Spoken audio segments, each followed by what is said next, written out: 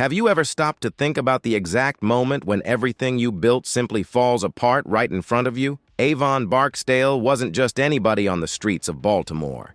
He was the king, the man who commanded the drug trade in West Baltimore with an iron fist, respect, and a loyalty that few could inspire. But on one cold night, it all ended. And you know what's most painful? He knew it was going to happen. Take a deep breath. Now imagine building an empire from scratch, watching your organization grow, dominating territories, earning respect, and then watching it all collapse because you chose to protect someone you loved more than power itself. Avon's fall wasn't just an arrest. It was the end of an era. It was the moment when Baltimore realized that even kings fall. And the way he fell? Man, that still hurts today. Avon had everything planned. He was a strategist, calculating, a true chess player of the streets. But there's something that not even the best strategist can completely control: the people you love. And that's exactly what sealed his fate. Stringer Bell, his right-hand man, his brother from another mother, was doing business behind his back, trying to legitimize the empire,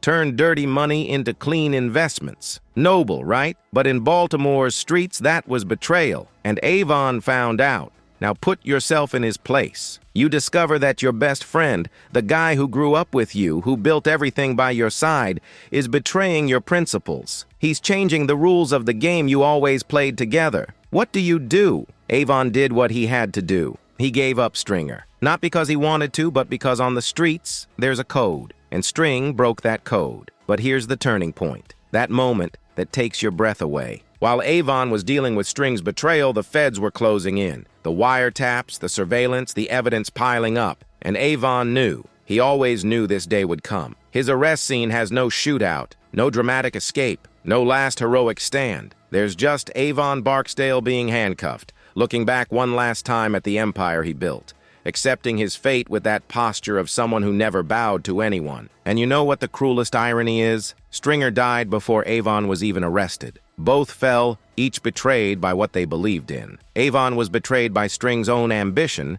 and String was betrayed by the naivety of thinking he could leave the game behind. The game is the game. This phrase sums it all up. It doesn't matter how smart you are, how powerful you become, how far you go. The streets have their own rules, and they collect from everyone, eventually. Avon represented the old guard, the dealer with a code, honor among thieves, loyalty above all. But Baltimore was changing. The game was changing. And maybe, just maybe, there was no more place for men like him. That look on his face being taken away by the police, it wasn't defeat. It was acceptance. He played the game better than most. He dominated for years. But in the end, as he would say himself, you play until you can't play anymore. Avon Barksdale's fall isn't just about crime and punishment.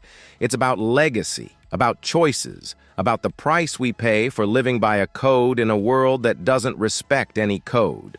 It's about knowing when the game is over, even when you still want to keep playing. And you? If you had to choose between your best friend and your principles, what would you choose? And more importantly, is there a right choice when both options destroy you?